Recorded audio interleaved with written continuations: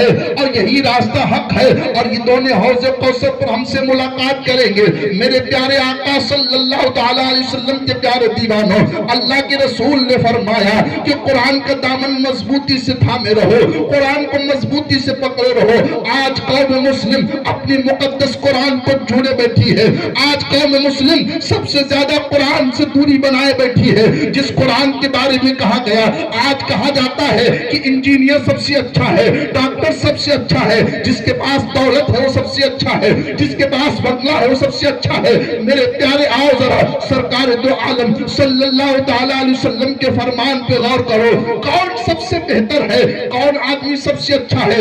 میرے نبی نے فرمایا خیرکم من تعلم القرآن وعلم، تم میں سے بہتر وہ ہے جو قرآن سیکھے اور سکھائے، جو قرآن کی تعلیم سیکھے اور قرآن کی تعلیم دوسرے کو سکھائے۔ میرے نبی نے فرمایا ہے قرآن سیکھنے والا بہتر ہے، میرے نبی نے فرمایا ہے قرآن سکھانے والا بہتر ہے۔ مگر آج امت کا حال یہ ہے، مگر آج لوگوں کا حال یہ ہے کہ سب سے زیادہ قرآن سے دوری ہے۔ جس قرآن کے بارے میں صحابہ فرماتے ہیں اگر میرا اونٹ گم ہو جاتا تھا تو ہم قرآن پڑھتے تھے، ہمارا اونٹ مل جاتا تھا۔ اے آقا کریم صلی اللہ تعالیٰ علیہ وسلم کے پیارے دیوانوں، جو قرآن کی تلاوت کرتا ہے، جو قرآن کی تلاوت کرتا ہے وہ کبھی گمراہ نہیں ہوتا ہے، کیونکہ قرآن اور اہل بیت ان دونوں کا دامن جو مضبوطی سے پکڑے رہتا ہے وہ کبھی صراط مستقیم سے نہیں بھٹکتا ہے۔ اے میرے پیارے آقا صلی اللہ تعالیٰ علیہ وسلم کے پیارے دیوانوں، اور سیدہ فاطمہ الزہرا کی کنیزیں جو یہاں پر سن رہی ہے، میں اپنی آخری بات کہتا ہوں، آج قوم مسلم قرآن سے اتنی دور ہو گئی ہے کہ قرآن کو پڑھ لیا جاتا ہے اور سب سے اونچی الماری میں رکھ دیا جاتا ہے۔ اب کسی کا انتقال ہوگا تب قرآن پڑھا جائے گا، مگر افسوس قرآن سے مرنے کے لیے نہیں پڑھا جاتا ہے، بلکہ میرے پیر و مرشد فرماتے ہیں، میرے اساتذہ فرماتے ہیں کہ قرآن تو زندگی کے لیے اتارا گیا ہے۔ تم قرآن پڑھو گے تمہیں تمہاری رہنمائی ہو جائے گی، جب تمہیں کوئی سکون نہ ملے تو قرآن پڑھو۔ اللہ نے فرمایا جب تمہیں سکون نہ ملے، چین نہ ملے تو قرآن سے پوچھو تمہیں سکون کہاں ملے گا۔ قرآن کہتا ہے الا بذکر اللہ تطمئن القلوب، بے شک اللہ کے ذکر سے دلوں کو سکون ملتا ہے۔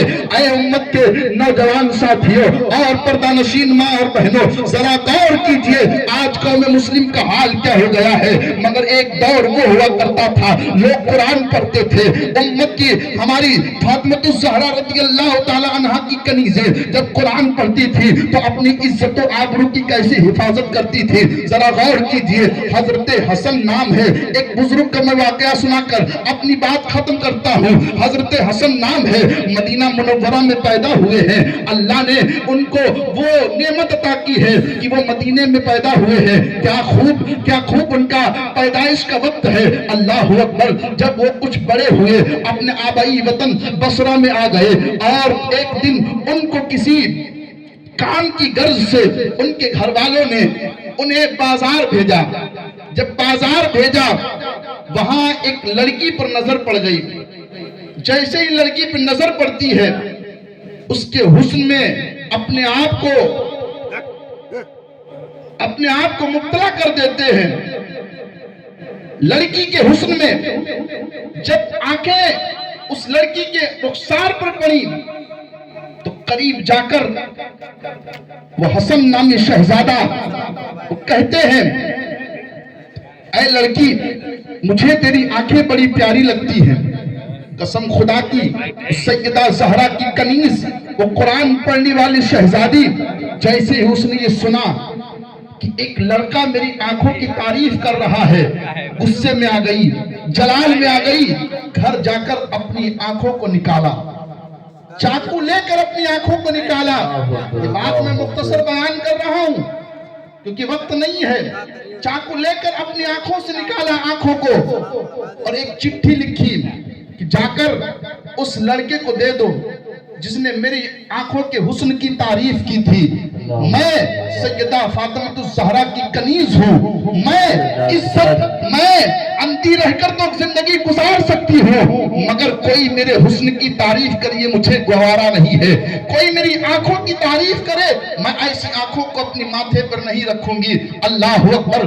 اس لڑکی نے اپنی خادمہ کو بلا کر وہ ایک دشت میں آنکھوں کو رکھا اور چٹھی کو رکھا اور کہا جاؤ بازار میں فلاں جگہ پر